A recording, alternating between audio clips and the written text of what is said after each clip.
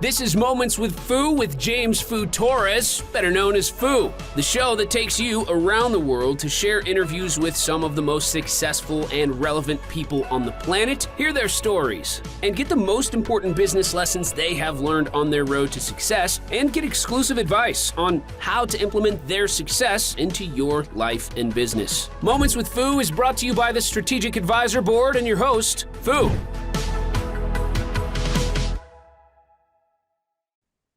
Hello and welcome to Moments with Foo. I'm your host, James Foo Torres, but you can call me Foo, hence the name of the podcast. And today I have Robin Stern. He's the chief guru of I Love My Geek, and I'm going to let him tell you more about that. But first, Robin, how are you? Man, Jim, Foo, how good to be here with you today. I'm amazing, sir. It is a beautiful day in Northwest Georgia. This is the reason we live in this part of the country. So I'm doing great. How's it going with you? It's going great. It's going great. A lot of good things happening in the business. The weather here, it's not that great today. But I mean, it's getting a little lighter. It's just oh, look, the sun's starting to come out a little bit right now. We called it. It's nice. It's coming out of the gloomy, right? Because I'm in Oregon, so you know how it is in here. But summer is coming, and summer is amazing. So I'm looking forward for that. But anyway, I might have to check out your part of the country. It's beautiful here in Northwest Georgia. It's cool and dry. It's gorgeous part of the country. Love it. I heard great things. I have actually a client from Savannah, Georgia. So I guess I should go visit, right? So let's kick it off with a quick introduction about yourself and your company.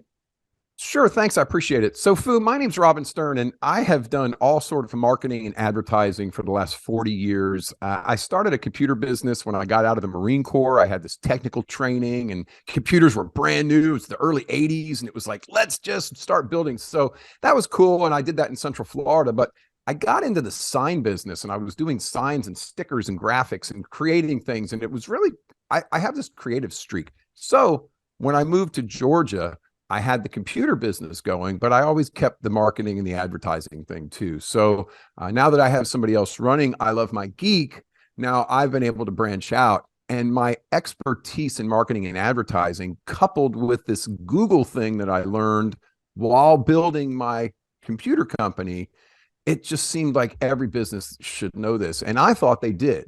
And as I started asking around and talking about my success with Google and how it was going, people were just like, what do you mean? I have no idea what you're talking about. And that's when the light bulb went off, and I said, hey, I have to help people with this. So I've rolled out this Your Google Guru. And what we do is we teach you how to use all of the free products and services from Google. Lower your costs, get more exposure online. And that's the genesis of Your Google Guru. Now, I have a very successful brick and mortar computer company here in Dallas, Georgia. We kind of wiped out a lot of other guys in the area, not intentionally, just showed up and, did good work and had really good guys and fair prices. And so, that's the fair market process, right? So, but that is running itself now. So I'm out seeing how many businesses I can help. How many people can I help reduce their operating and marketing costs and get more exposure on the number one platform used for search in the world, Google. Yeah, I mean, there's so much traffic there that if you tap into that, just find a way to get yourself or put yourself in a position that you can get some of that traffic, right? That could be really powerful, because even if you get a small piece of that cake, it's such a huge cake. I mean, like nobody talks about, oh, I'm in Bing or I'm in whatever. Like there's there's a monopoly on search engines basically that Google has done. 92% of the worldwide market searches on Google. 92. Right. That's crazy. Well, and here's a piece of information. Because Android operating system was written by Google, and because most of the world, I mean, in the United States, there's a lot of iPhone users, but most of the world uses Android. And the default search on Android is going to be Google. So there's a little piece of information as to part of the reason why Google is so big is because they're the default search on Android phones, and Android phones make up the majority of phones used worldwide. And even I believe that even in iPhones, it uses Google. I think it has an option to use Yahoo too or whatever, but I think the default that comes up with is it by default? Okay, I'm not an iPhone guy, so I don't know, but Yeah, I Well, have iPhone and I'll everything tell you goes what, to Fu, Google. it's amazing because you don't hear anybody say, "Hey, go Bing that," or "Hey, go Yahoo that." And I gave a talk a while back at a local chamber of commerce, and I was doing some editing recently, and I came across that clip, and I have a little short on my YouTube channel now that says, "Does anybody remember Yahoo?" So, yeah, no, they're a mail server now for AT&T, right? AT&T bought Yahoo, and Yahoo Search is gone. Now they use the mail system for AT&T email users. So Interesting. I mean, yeah, one thing about Yahoo that stays very relevant is the news, the anything like related to like the stock market. So the Yahoo Finance part of things is what has okay, stayed yep, pretty high. I mean, I've used their tools for like trading and all that stuff, and I think it's pretty cool like that they have that for free, right? So right. and then they have the news right there and stuff. So it's pretty cool. It's pretty cool to but definitely not as a not as a search engine. Well, they're tied in with AT&T, so they have some backing now, right? AT&T bought them, so there's some. It's like Bing. Bing will never go away because they're owned by Microsoft, right? Microsoft's got the money to pump into Bing forever, and they don't have to worry about that. So, Yeah, and they're but trying now to trying to get some part of the market share with the AI, right? By getting with ChatGPT. I haven't tried it. I heard mixed reviews and stuff, so I'll try it eventually. I also tried Bard too, so yep, I got on the wait list. I tried a little bit. I still use ChatGPT as my main thing sure. for. But Sure. anyway, on this note of all this like new things, right, and that they're coming up. What are some advice or actionable tips that you can give the audience, which are mainly business leaders? Right. Okay. So, Fu, here's the deal. I always get asked, and I say always, I always get asked, how do I get a bad review removed from Google? Right. That's like the number one question. I got a bad review. What do I do about it? Okay. Nothing. Let it go. Go get more 5-star reviews. That's really, there's always going to be naysayers in the world. So to bring some of my gray hair sage guru advice to you young business owners, or maybe even you older business owners, you can't make everybody happy. So don't try and make everybody on Google happy.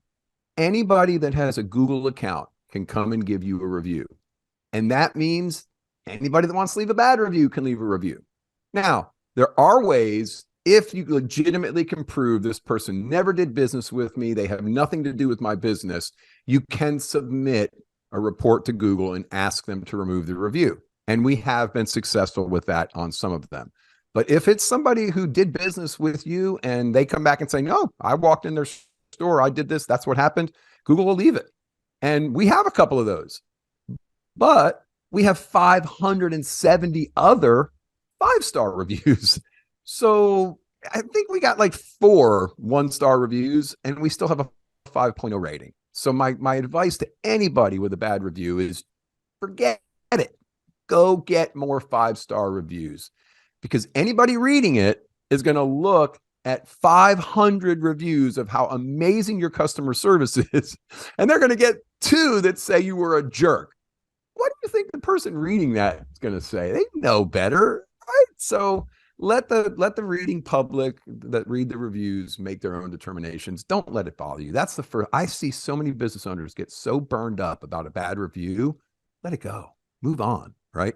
Another thing that really helps people understand Google business and how their business interacts, what their relationship is with Google. And this is a piece of the pie that in my book, Using Google's Free Stuff, I talk about right up front, because getting the mindset that you're not Google's customer when you're working on your Google business profile. Now, let that sink in for a second. If you're not Google's customer, what are you? Here's the deal. You're the product that's being served up to the person searching. That's Google's customer. Right now, instead of saying, I want, you're not the customer. What you want doesn't matter. Google says, set yourself up like this and this and this, the way we want, and then we'll put you in front of more people. That's how you get your business in front of more customers. Google has an algorithm. The algorithm has certain settings. It's expecting certain things. And if you line all your little ducks up for that algorithm, Nick can just go right down the line, click, click, click, click, all the boxes. When somebody searches for your product or service, you get elevated to the top of the search results. That's how it works. So that's what we teach. We teach you how to line up all the ducks so that the Google algorithm loves you. And that main topic of understanding that you're not the customer, you're the product, that gives a different mindset, now allows you to work it a different way. So it's just a couple things that help people to understand how they interact with Google so that they can get better results. I love it. I love it. How that mindset of just being aware, right? Like just that awareness of like, look, how can I be an asset for Google, right? Right.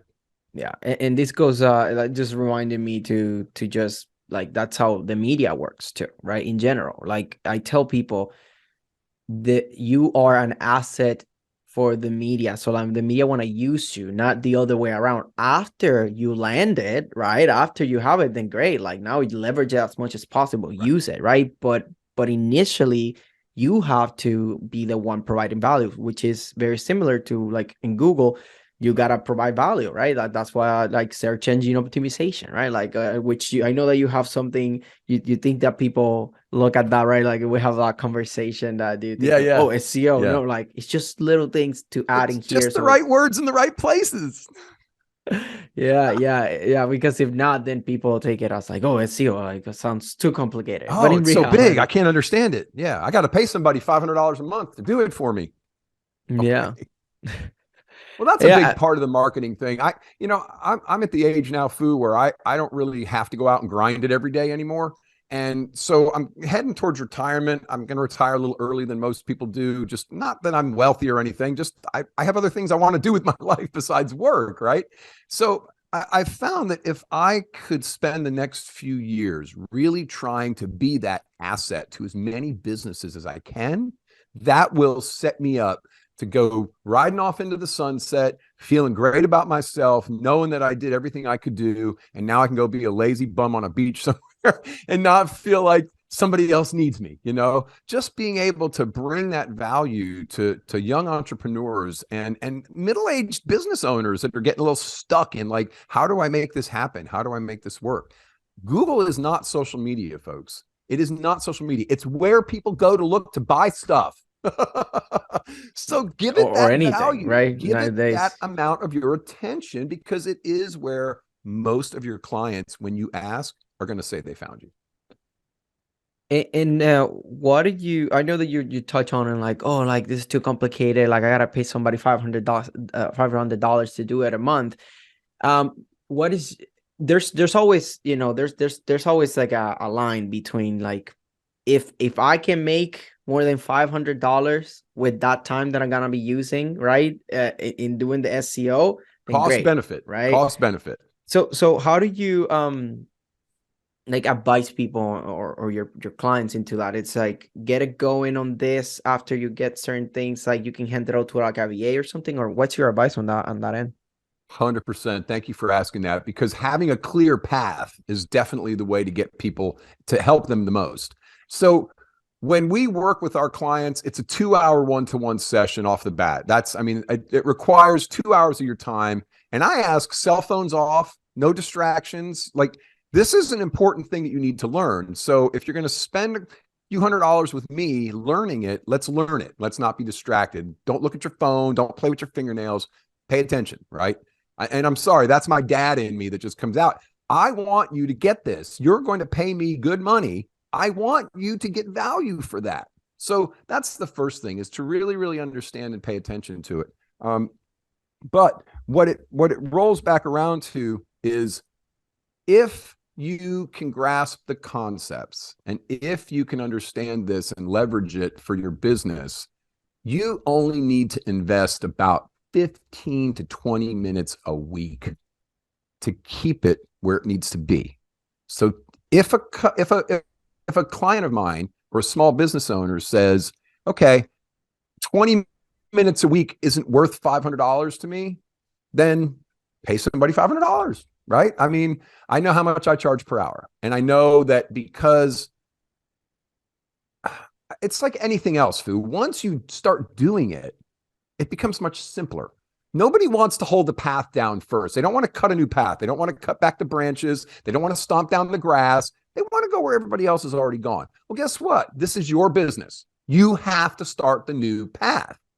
If you start it, I can do a post on my Google business page now in about 90 seconds. I literally can click the app, take the picture, speak to my phone, check for edits and make sure it didn't put, some funny word in there, and hit post. And that tells the Google algorithm I'm open and my business is active and you can send people to me. You can elevate me on the search results. So what is the investment at what point? I don't think there really is, because it doesn't require a huge investment of time. It's literally 15 to 20 minutes a week once it's set up. So unless you're sending somebody to come learn it for you, you're going to pay for them to learn it and they're going to commit to doing it for you. I really say a small business owner doesn't need to pay anybody to do this. I think that if they'll listen to me, and when they leave my training, they have step by step. I mean, it's not, okay, maybe I'll think about it next week. No, tomorrow you have something you have to do. In my book, there's a 7-day process to get your Google business profile set up perfectly. And then at the end of each day, there's a wrap up, something you have to do. You have to engage with it. You have to burn it into your brain. But there's so many little systems that we teach to make sure you're consistent, to make sure you're doing the right thing and you understand why. And then it becomes a no-brainer. Like, I'm getting like $2,000 a month worth of free advertising from Google. Why wouldn't I do this? Right. So I think if they have somebody that knows Google business well and knows their business well, that they interact well with, anybody's VA could do this for them as well. But it's not a critical piece of it, because even the plumber that sits down to have coffee for half an hour or 15 minutes can pull his phone out and spend 5 minutes or less, doing a post. So I don't think there is a time it needs to be handed off to. I think this is something every business owner can make the time for at 15 to 20 minutes a week. Pretty cool. Thanks for that. You're not now. Oh, and your business. You know your business better than anybody else, right? So even if I pay somebody else, Fu, doesn't that wind up? I have to spend the time telling them what to post because they don't know my business, right? So it's a give and take. And for me, for the small business owner trying to cut corners or not cut corners, but keep the costs down, this is a great way to do it on the largest search engine platform in the world. Awesome. I like it.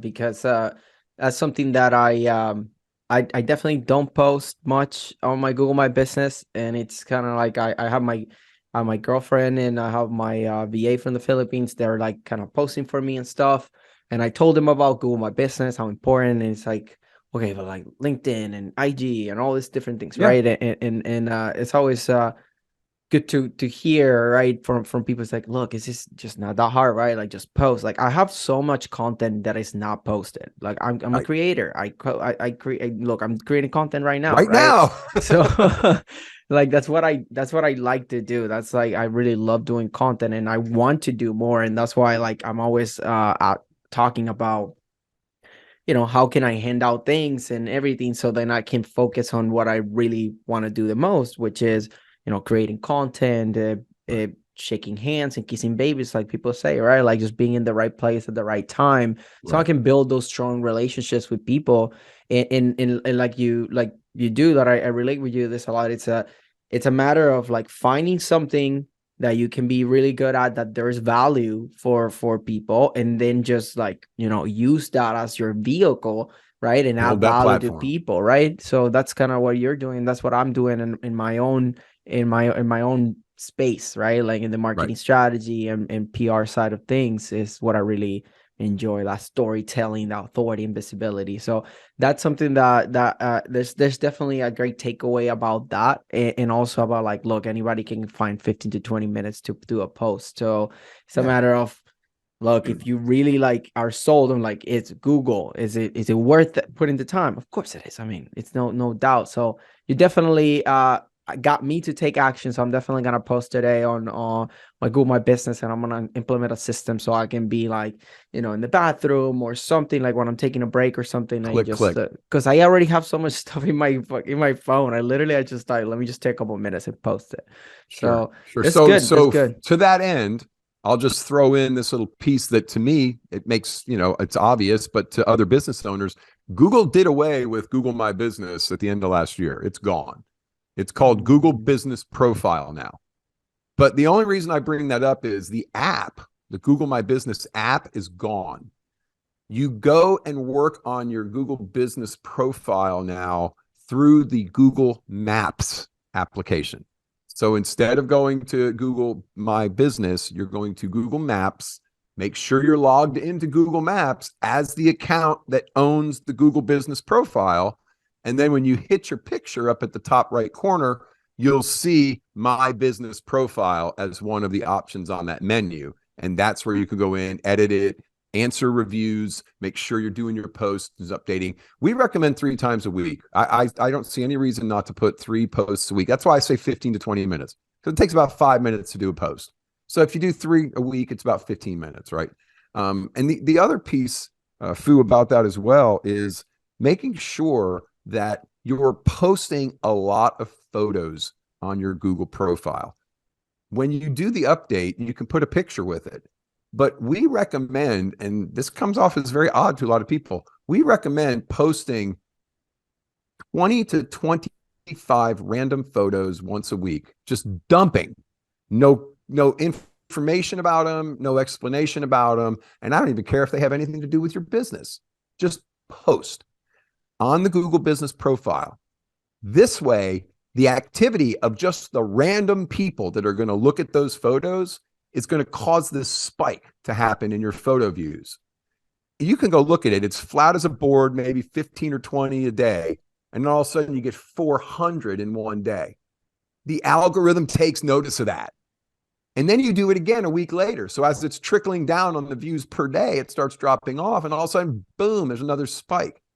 And I'm telling you, it doesn't matter what the photos are. You will get a photo view spike. And the algorithm notices that. And it notes that. And that goes into your, hey, this guy is an interesting company. They have a lot of activity. This is somebody we want to put in front of our customer when our customer is searching for this type of product.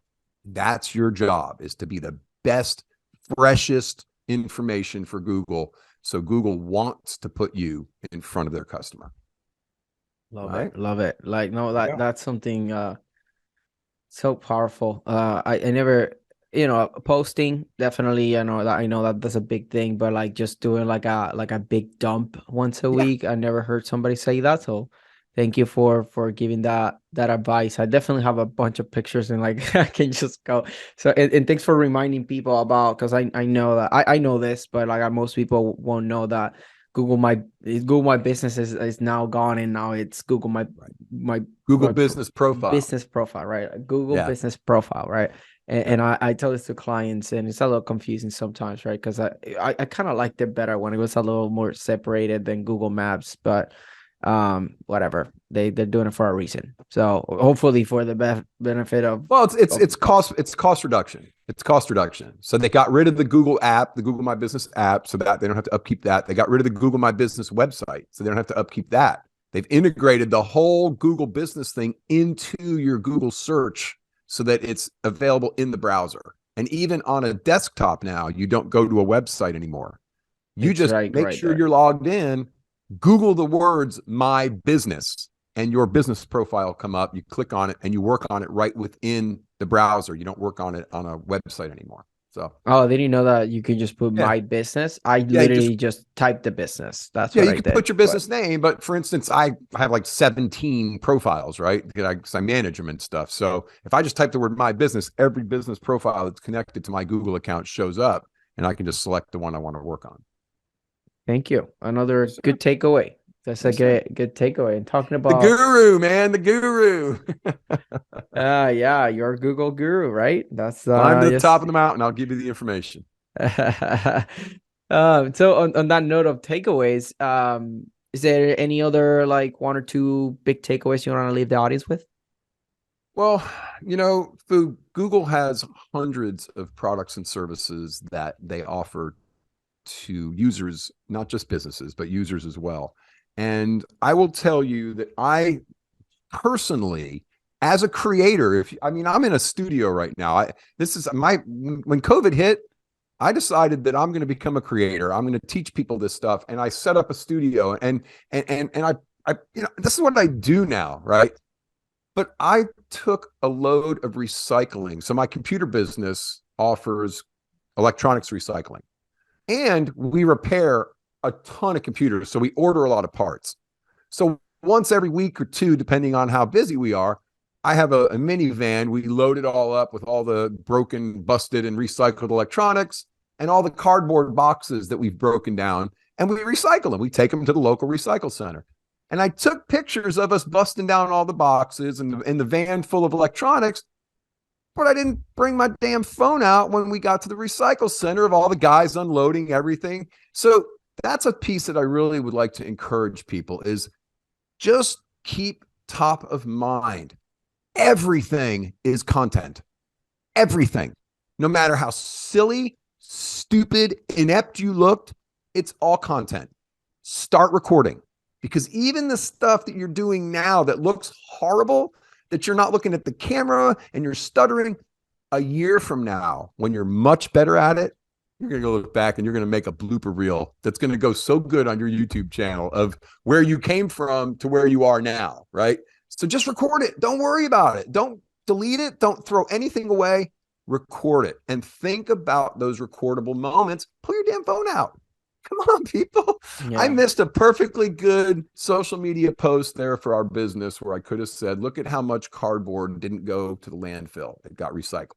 Look at how many pounds, probably a ton of electronics that day I delivered to the recycling center, and I don't have anything to use to show that. So get next the content. time you could have just asked them, because anybody can upload to Google, right? Like my business, like, hey, you can be like related, right? Obviously, it's a little bit like, oh, you gotta ask people and stuff, but maybe, and another thing that you got me thinking about is just of being intentional of like, oh, let me just like, even if it's just for a couple seconds, right? Like I want to enjoy the moments when I'm in anywhere later. But I always like, okay, let me just, I know I'm going to regret if I don't get at least a couple clips, right? So then I just take a couple clips every time, like, I'm out and about, or I'm out doing something business or not business. I'm always like, let me just take a clip here, clip there. So that way it's those memories. And another advice that I can give about this is I bought a 2 terabyte memory, right? So then like obviously the cloud is always just the safest thing, because you can have it there, and so if something happens, it's always in the cloud for the most part, right? But having something physical too, that you can, like, I just dump everything, because I have 128 gigabytes, which is more than a lot of people, especially older phones. But it's still like, you take a lot of videos, you do a lot of content. Not for 12 megapixel photos. Exactly. So then I just like, that's one advice. It's just like, just clean everything, put on a terabyte, put it on the cloud or both, whatever, and just keep space, so that way you don't find yourself like, damn, I want to take a video and then I can't do it. Especially in iPhones, they do like, it changes automatically to this high efficiency thing. And then if it's not most compatible, it takes less memory, it looks good on the phone, and also if you have a Mac, but if you try to take it somewhere else, it looks all messed up, right? So that's something, advice based on experience, that I'm sharing here. Well, so as the old guy who built my first computer in 1985, okay, I have an 8 terabyte network drive in my house. So it's plugged into the network. It's not plugged into a computer, and everybody can back up to it. So I can sit down at any computer in my house. And again, I've owned a computer business for 15 years. So I have like 8 places in my house I could sit down at a computer, not counting my laptop, right? But I can just click on any file that I need, and it's not on that computer. It's on the storage drive, right? But I will say that when I started writing my book, I did start using my Microsoft account, because it's got a terabyte of cloud storage. And if you log into your Microsoft Windows with the same account, your Microsoft account, no matter what computer I sit down at now, when I click on Microsoft Word, my recent documents, the latest version of my book is right there. So I don't have to worry about, am I editing something that's from yesterday or 2 days ago? Or so that has been really, really nice. And I also can let somebody else work on it simultaneously now because it's on Microsoft's server. So I can see the cursor with their initial over their name as they're typing or editing while I'm typing and editing. So there is some benefit on that Microsoft system. I've poo-pooed it always. I've been like, Microsoft, they own the world, they charge for everything. Well, they're pretty reasonable now for using their products and having that terabyte of storage for up to 5 people can use it. It's not a bad price. So I'm becoming a little bit more of a buy-in now onto the Microsoft stuff, although I'm super Google all the way. And Google does have all the same stuff, right? They have your Google Drive, they have your Google Docs, they have everything. The people I'm editing with require Microsoft Word. I can't use Google Docs. That's my only reason for not using It's just Google like Docs the thing about Google Docs is that I use Google Docs and Microsoft. I use both. And then I try to use Google for most things because it's a link, right? And I can just send the link and that's it. The only thing is like the formatting. Sometimes it's just Microsoft has so much more options. I try to sometimes the spacing, I don't know what to do. Like I try to take the formatting still doesn't work. So it's all messed up. So the formatting is always better. So then it's for me, it's the steps is I'm collaborating. Okay, let's do it on Google Drive. Before doing the final, I print on a Google Doc or a Microsoft Doc. And then from there, I do the final edits and then send, right? But then everything we're collaborating, clients, a team, a combination of people. That's what I do. So hopefully this was there's value. I know I learned something, so I'm pretty sure people would too. So thanks for taking this time to record this amazing episode. The energy was here, everything was fine. I mean, thanks for that, and I appreciate you taking the time to give value to my audience and myself. Fu, I appreciate the platform. I'm trying to reach as many businesses as I can, and it's not about how many dollars I can put in my pocket. It's about how much can I save small business owners, and how many young entrepreneurs can I elevate and give a platform and show them the way to go, right? So that they can be the masters of their destiny. And you don't even necessarily have to pay me. Just start looking for yourself, start digesting some of this content and going and doing some of your own research. My pastor always says from the pulpit, don't take my word for it. Go look it up yourself, right? Don't listen to any man. Go figure it out yourself, but I'll give you the direction and then you go do the study and the research. And that's how I feel about this is don't take my word for it. Go out there and own it. It's your business. Nobody cares about it the way you care about it. So go out there, get the resources that are available to you, leverage those suckers to your maximum benefit, and run with it. I have a lady today, she does permanent eyebrow tattooing, right? But she also does teeth whitening. And she also does areola tattooing for people that have had mastectomies. She does all these cool things. She says nothing about it on her website. Oh, no, she does. In her description, she says all these technical terms about all these technical things that she does. Go on there and say something that people understand. Google, here's my parting shot. Besides, go to robincstern.com and pre-purchase my book, and you'll get a signed copy, and you'll get your name in the book. Robin, the letter C, Stern.com. That's that.